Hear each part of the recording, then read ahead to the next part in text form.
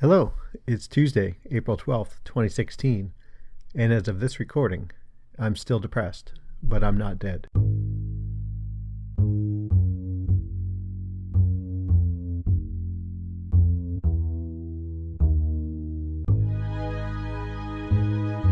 Hey, welcome back, everybody. Thanks for listening.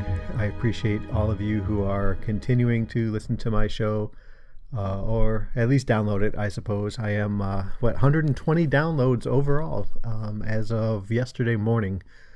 So, woohoo for me! I am up over a century. I guess I can't call it that. The century mark. I guess that's true, right? Yeah. So, really, a heartfelt thank you to all of you who do continue to listen and download.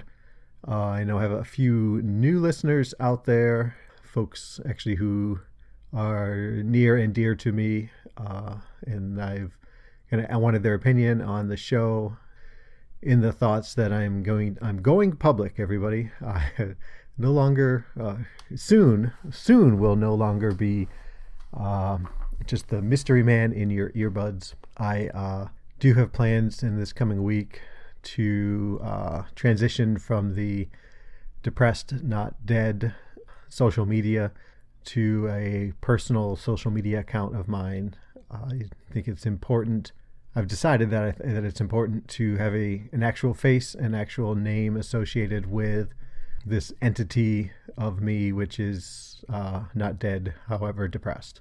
So I am going to be transitioning that over. Those of you who do kind of follow me on Twitter or are associated with me on Twitter, I believe I've reached out to all of you and have let you know of that change. I need to get my email address switched over, as well as a blog that I'm going to get going. But a few kind of behind the scenes things to do, check with a couple folks to make sure they would be okay once it's known who I am to the greater public, all 120 divided by 6, so maybe 20 people total, 6 episodes, 120 downloads. Yeah, maybe. So anyway, I wanted to make sure that it was okay with those folks who could potentially be impacted by the unveiling of the wondrous me. So yeah, that should be happening sometime this week, as well as a few other bits of news. But until then, you can get a hold of me on email at depressed.0.ded@gmail.com. And that old Twitter handle is still going, depressed_0._ded. So go ahead, drop me a line, let me know what's going on in your world, and I will continue letting you know what's going on in mine. So let's get going.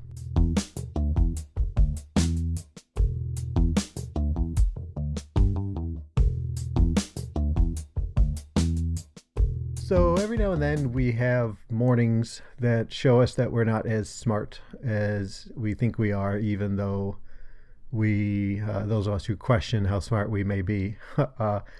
Today I got up, I took my lovely partner to the airport, came back to the house, did a couple things, started recording this very podcast, and going to tell you how, hey, I'm going to my intake session appointment with the new DBT therapy that I'm looking to get into. So I did that and got off, I got the first part done, hopped in the car, went, oh, this is great. Stopped, got my caffeine-free diet soda, and was just enjoying my time, bebopping along. Beautiful sunny day here. Get to my appointment, say, hey, here I am. They say, oh, we were expecting you here an hour ago. Oh my gosh, I couldn't. Oh geez, how? Okay, so, okay, what do I do now? If I totally kind of botched this whole thing? Am I still eligible? There's a significant trust factor associated with a lot of therapy, and I thought, oh geez, I blew my one chance. What am I going to do? Help me. What's going on? And they just smiled, said, okay, yeah, we'll just get a hold of Rachel, let her know that there was a mistake, things happen. She does her own scheduling, so we'll get back to you. I was like, phew, okay, great. So, I went back out of the office, tail between my legs, feeling kind of foolish, and more so than foolish, just disappointed. How could I have screwed this up? And it's in my calendar. I made the appointment. I put it in my calendar. I thought, oh, geez, what's going on? I traveled back to see my girls this past weekend. Did I set the appointment in a different time zone? What? And folks, I don't know. Sometimes I guess I just screw up. And I was an hour late for the appointment. But the nice folks there decided, hey, don't worry, we got you covered. And in fact, just before I started recording here, they called, said, hey, Rachel may have a cancellation. It looks like this afternoon. Would you be able to come? I said, sure. So we may be interrupted by a phone call here.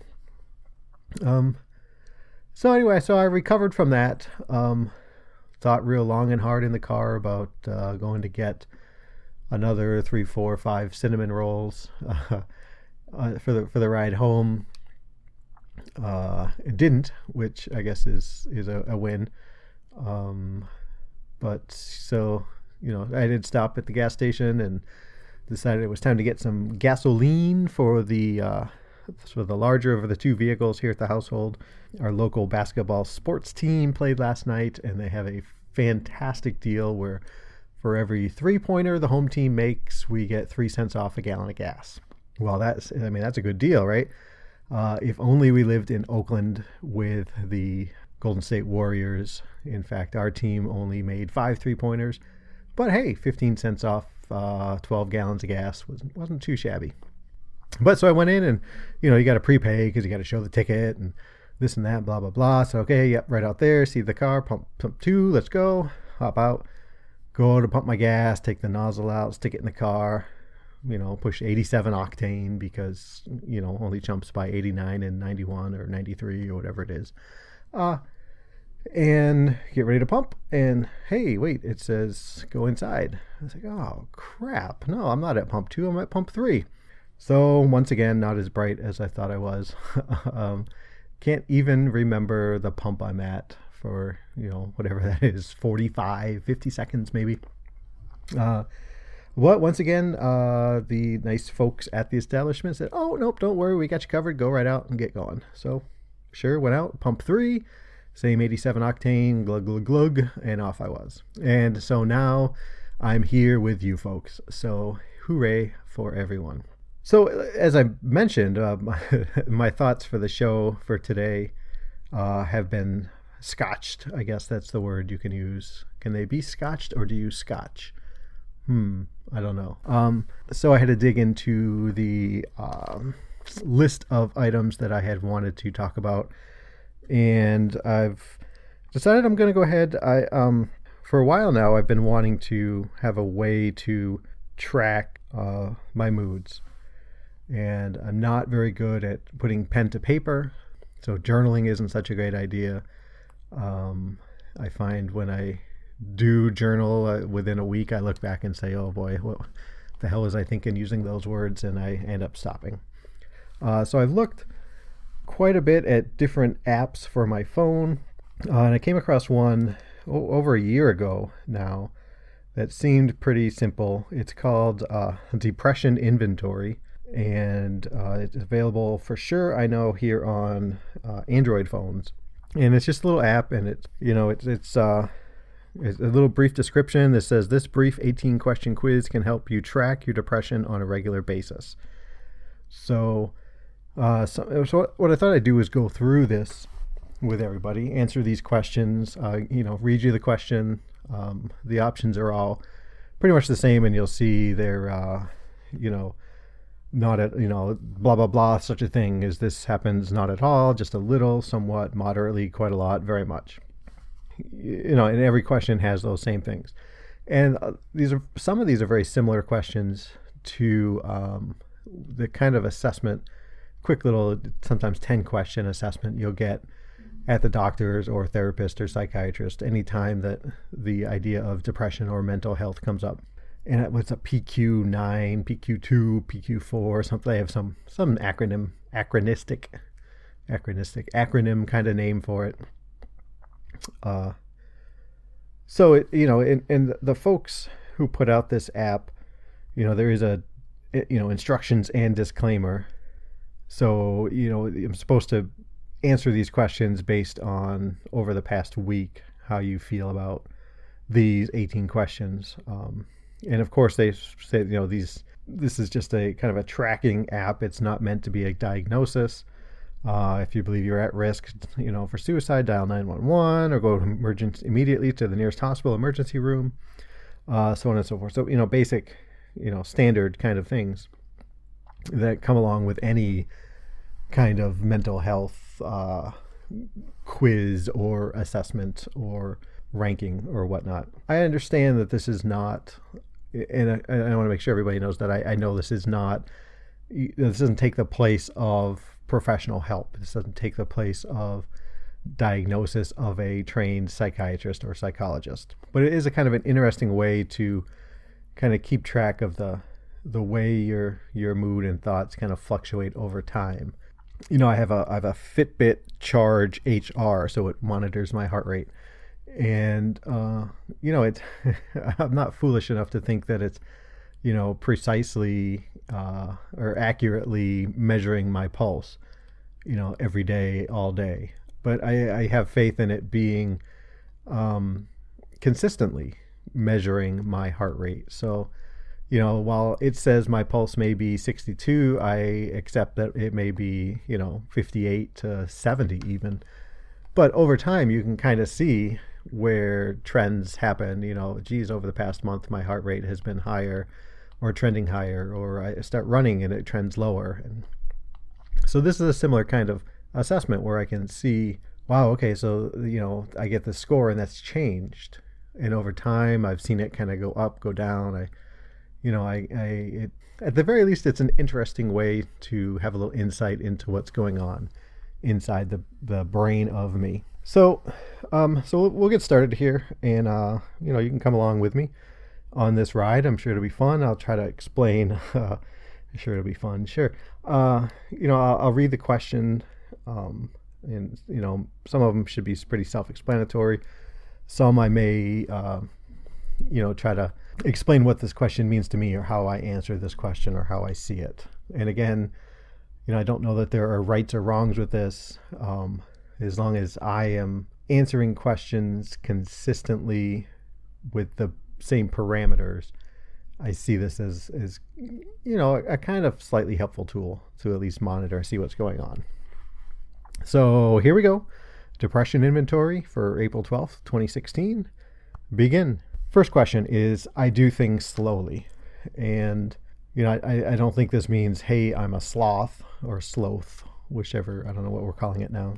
But just overall in general, does it take me a long time to clean the kitchen? Does it take me a long time to do the laundry? So, and again, the scores, the ratings are not at all, just a little, somewhat, moderately, quite a lot, very much. And it doesn't take long to see that basically this is just ranking them with numbers.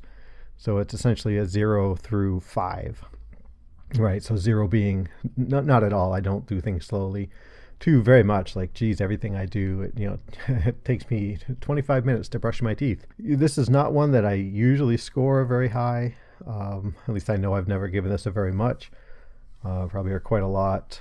But in my head, yeah, I think I do things pretty slowly. I kind of cater this into, or group this into, being distracted, starting to do something and just kind of getting lost in thought, or I realize I've zoned out.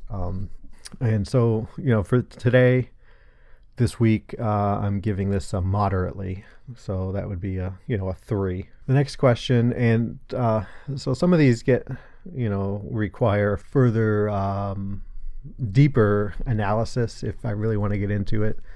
And I don't want to get into that too much on this show. But so the next question is, my future seems hopeless. And this is one where maybe I'm not as consistently, I don't consistently define this question the same way. I know when I'm very down, when I'm, depression is pretty deep and strong, I kind of see this as intellectually as well as emotionally. when I start to feel a little bit better, this question becomes more of just how I emotionally feel about it. When I'm not deep in my depression, intellectually, logically, I can say, hey, yeah, things aren't hopeless, even if I can't identify what the hope is or what the solution is. But when I'm really down, it's just, logically and intellectually, emotionally, everything is just blah. So at those times, that's a very much. And right now, I try to think about what's coming up, how I see myself next week, next month, next year. And, if I see something there, if I see myself doing anything, if I see myself, getting back to work or planting flowers this spring or, taking some classes next fall in a local university, then I say, okay, yeah, well, so, this is probably a somewhat. Today I don't. And that's not the same as saying I think I will be dead. I just don't see it, right? I can't envision that.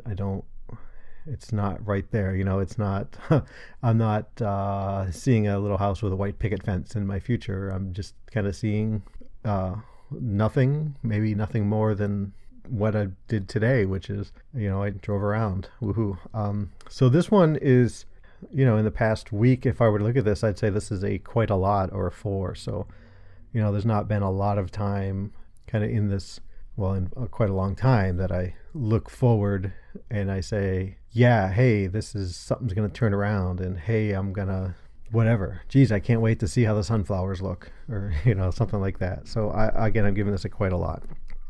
It's hard for me to concentrate on reading. Question 3, concentrate on reading. I haven't done a lot of reading in the past week. And this one is this one gets, it's a little bigger than the easier question, right? Because I can, read maybe a shorter article online, but reading for fun is really difficult. I have a hard time staying on task with that. So I'm going to give this a 3. Another biggie here, question 4 of 18. The pleasure and joy has gone out of my life. And so this is a tricky one sometimes for me, because I wonder if it's, day long, if it's kind of, if I'm able to tell a couple jokes, does that mean that the joy is in my life? If I'm able to, smile at a joke or laugh at Sheldon on Big Bang Theory, does that mean that all the pleasure is back? And, I think this is more of if I take a day in whole, does it feel like, hey, there's pleasure? I don't think so. This one usually is a 3 or a 4, sometimes a 5 when I'm really down. And I'd have to say this is, probably another quite a lot. And it's gonna be hard for some people to hear this because maybe they don't understand that, they don't see it. Some people might take this personally as an attack of, hey, you don't think I mean something to you, and that's absolutely not true. I can logically value what person A brings to me and I bring to them, and that mutual relationship, but that doesn't mean that I get emotional joy and pleasure out of that interaction because of some deficiency in my brain. It's not my cold heart, and it's not a condemnation of you as a person. It doesn't register that way with me. So this one is going to get quite a lot again. Yeah. So moving on, question 5 of 18. I have difficulty making decisions, and those of you who have listened to a previous podcast know that that can be a big problem for me. Just this morning, again, laying in bed, I couldn't decide whether it was time to get up to go pee, and all the things that come with that. And, the things that come with that are, waking up your partner and essentially announcing, hey, the day is ready to start. And while that's not a bad thing, and I fully want to engage with my wife, my partner, Some days I'm not ready to face that day, and getting up and going peeing is a way, at 5:30, 6 o'clock, 6:30 is like saying, hey, okay, day, here I am, give me what you got. And, I guess, boy, it's just a pee. Wow. But yeah, so I do have that difficulty making decisions quite frequently. Like I mentioned, I somehow was able to not get those cinnamon rolls for the second time this morning. So I guess that was a decision I made. So we're going to give this a moderately, so basically a 3 out of the scale, 0 to 5. Question 6 of 18. I have lost interest in aspects of my life that used to be important to me. And this is always high. I look at, basketball just really isn't as interesting as it used to be. Being online, being on, I see this one fluctuate a lot with Facebook and reaching out to friends, even family. But also in things like, reading is not interesting to me anymore because I struggle with it so much. Exercising was something I was really big on. I don't really have interest in that anymore. It's just a lot of things that they don't strike me as, hey, I got to go do that. God, I can do this. Great. Let's go do that. So this one's quite a lot. Question 7 of 18. I feel sad, blue, and unhappy. Anytime I'm not putting on my happy face for folks, or more recently at different appointments and meetings and things like that. Anytime I'm not actively participating in that, just kind of a wash of feeling sad and unhappy, dissatisfied. So this is a very much. So question 8 of 18. So I am agitated and keep moving around. This is one that seldom gets over just a little or somewhat. And I don't know. We're going to go with somewhat because I know I was a little bit agitated this past weekend at times with, we did a lot of driving and, we shared the driving on this long trip. And, usually when I am the passenger, I try to sleep. I was unable to sleep and found myself wanting to not kind of just sit there and listen to the podcasts that we were listening to and let my mind wander. And I couldn't come up with, good conversation to have with my wife. And so I just kind of found myself kind of itching to start driving just because that would force me to focus. So I'm going to give this a somewhat, only because of kind of that driving over the past week and, a few other smaller things. But, saying somewhat is probably pretty high for me in general. Halfway there, 9 of 18, I feel fatigued. This is usually kind of high. So I feel fatigued kind of if I'm sitting, if I'm walking, if I kind of climb the stairs, different things like that. And yeah, I do. It's not that I feel, well, I guess it is. It is that I feel weak. I feel run down. I feel really spent from doing small things, big things, no things. So this one's quite a lot.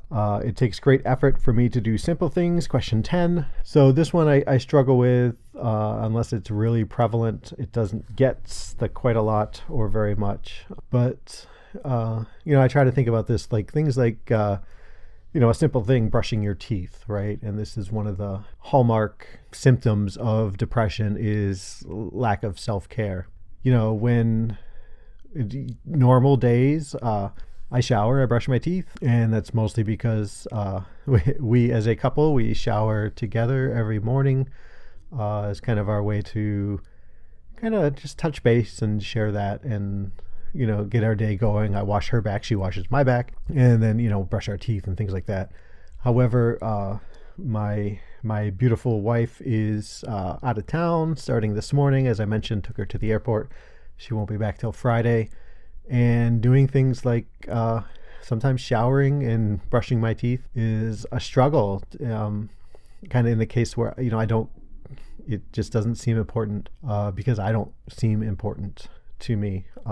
So while, in general, I'd say this, day to day, if I have supervision, like my wife is around, I can kind of get things done, but left to my own devices, not so much. But we're going to give this a moderately for this time. I feel that I am a guilty person. Question 11. I feel that I am a guilty person who deserves to be punished.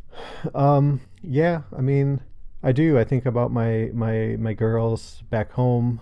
I have a lot of guilt about not being there. Feeling like I abandoned them, like I left them. I think about having let down the folks at work, be it both my employer and my employees. There's times when I just feel like I haven't, done enough here around the house, or I drop the ball on something, and I take that hard. I'm pretty hard on myself and feel like, hey, this bad thing happened and I deserved it because, hey, what a lunkhead you are. So we're going to give this quite a lot for this particular assessment. I feel like a failure. See the last answer. And yeah, I guess you can look at this that I have actively failed or I have not actively succeeded. Right. Or I can't see, I guess, so I've actively failed or I can't see maybe the successes that I have. And this one is generally pretty high and we're going to go with it quite a lot for this one. I feel lifeless, more dead than alive. This is a pretty routine kind of feeling for me. There are times when I just feel like I am, here I am. I'm just this person. And I exist, but I'm not doing anything that society would think is, oh, he's alive. Even when I kind of am doing things, I don't get kind of that feeling of alive out of it, whether it's interacting with people, if it's, marginal exercising that I do, taking walks sometimes, I don't get really that enjoyment outside of the occasional laugh from a TV show. So we're going to go with quite a lot for this one. I'm getting too much, too little, or not enough restful sleep. I think I probably, I kind of go back and forth on this. There are, a couple days last week where I was up at 5 and couldn't get back to sleep. There was a couple, a night or two when I couldn't get to sleep. And so I think those are examples of not enough restful sleep. But then there are times when I sleep, 8 hours at night and take a 3-hour nap the next day. And that's clearly getting too much. So I'm going to go with, we'll go with moderately. We'll be a little conservative this time, though I probably would tend to think quite a lot is the one I should go with. Biggie here, I spend time thinking about how, all caps, how I might kill myself. Question 15 of 18. Yeah, so I do. Most of it is not most of it, probably all of it right now is passive kind of ideations, kind of thoughts. But yeah, I certainly do. I'm not at a point where I am actively kind of piecing together a plan or anything like that. But it comes up, hey, wow, this parking garage is pretty high. I wonder how high it really is. Is it high enough for? Blah, blah, blah. So this is a 4, quite a lot. I usually reserve very much for if I'm, if I kind of am pseudo planning or planning kind of phase. Question 16 of 18, I feel trapped or caught.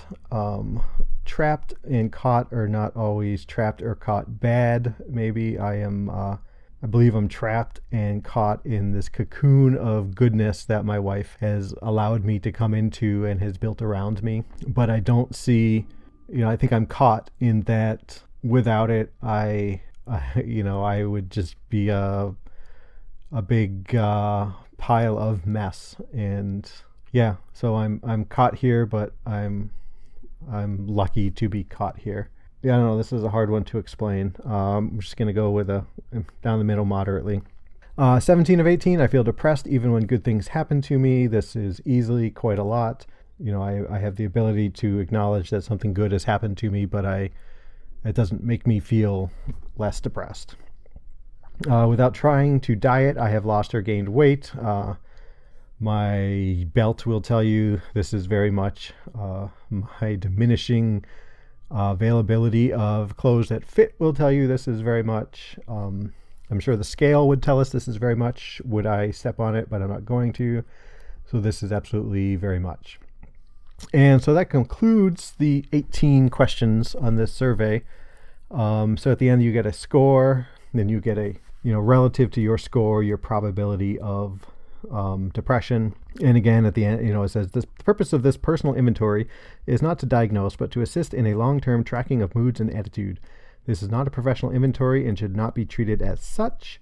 My score on this is a 66. The authors of this app have put in that anything over a 54 is a high probability of severe depression. No news there to anyone who is aware of what's going on with me. So from here you can click on to go to your previous results, and so I get, you get to look at this. So 66 this time. My previous result was a 64, so a little bit of a change there. 67 before that, 70 before that, 62, 68, 73, 65, 66, 61. We can get back to back in February, Valentine's Day, I was at a lowly 49, 45, 40 before that, 61, 54, 59, 48, 59. This goes back all the way into late last year. So, it's I guess we could, if we plotted this out, we would see our line graph would show us a trend moving up over the past 5 months, 6 months, and I don't know that is a surprise to me, maybe to others, but not to me. And also on this page, it does say changes of 5 points or more would be considered significant. So if we look at it overall, the trend is probably low 50s to mid 60s. So that I guess that was be 2 orders or two fives worth of movement, 10 points or so over the past 5 months. So again, I don't look at this and say, oh geez, my life has gotten worse. I just kind of look at this as a way to kind of keep tabs on, in my what I feel kind of lining up with how I see myself, are my actions kind of lining up. So again, it's interesting. It's not, I'm not more crazy than I were 5-6 months ago. In general, I may not be more or less depressed from there. I'd say probably in general, my mood is probably lower than it was then. But given my memory and my membering skills, I couldn't tell you how I was really feeling back in November. So there it is. That's this app that I use, this depression inventory. Check it out if you want. Like I said, it's interesting. It's a source of information. How much validity you give that information is up to you, but I would caution you not to. Obviously, don't use this as substitution, and don't take the quiz and come up with a 73 and decide, oh, it's hopeless. We're all kind of fluid people, and our moods are fluid, our thoughts are fluid. We kind of fluctuate and move around. So, give it a try if you like. There are a few other, many apps out there. You may find others that you prefer. There's one called T2 Mood Tracker, which uses kind of a sliding scale instead of hard, rigid, not at all, blah, blah, blah, blah, blah, blah. And this one will track, depression, anxiety, PTSD. And again, it's not a diagnostic tool, but that's an interesting one that I just found and I've started using a little bit. And that one will actually give you a bar graph or a line graph that you can check, and it's easier to see trends. I find it a little harder to use because for me anyway, it's not a defined answer, right? It's literally a scale that you slide, you slide a slider and you slide it more towards happy or more towards unhappy or more towards anxious, more towards less anxious. So there's not a definitive line. So I don't trust myself that I fully, it's hard for me to kind of put my feelings and thoughts into that kind of practically infinite scale, although it's not. It feels that way. It's not a 2, 3. There could be a 2.1, 2.11, 2.12, 2.13, so on and so forth. But it is interesting to do that one. I kind of do them in conjunction and see, and pretty much it does seem like between the two apps, they kind of flow the same way. So if one is showing increased depression, the other one is showing increased depression. So we'll see. Give it a try if you like. Again, I do think it's a pretty decent tool, or at least a good process to be able to kind of track your mood. It gives you a little bit more insight into how you're doing, and maybe will force you to think about why you feel a certain way. If you have to answer a question about, if you feel guilty, if you're forced to think about that and answer it, maybe hopefully it gives you a little insight, and you can say, yeah, I didn't understand why I felt guilty, but it's this. And then maybe you can go and look into that and find out, find a way to, seek forgiveness, or forgive yourself, or understand maybe it was a miscommunication, or, whatever the case may be. Check it out, give it a try. And so I guess I should get going here. Once again, you can get a hold of me by email at depressed.0.ded@gmail.com.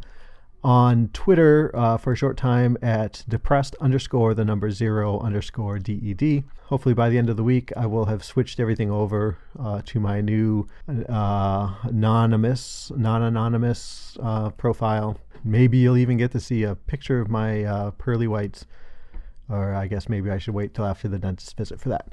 So folks, I hope you're all well, doing your best to be well and safe. And if you need someone to chat up, get a hold of me. But also there are probably hundreds of places online where you can get different forms of help. I don't know if I mentioned it. There is I did mention this. The depression subreddit is kind of an interesting way to get some help. And even if it's just to kind of pound out what you're thinking, sometimes that's all you need is to express it openly some way, and you feel a little bit better. But I'm rambling. I'm up over 40 minutes, so it's time for me to go.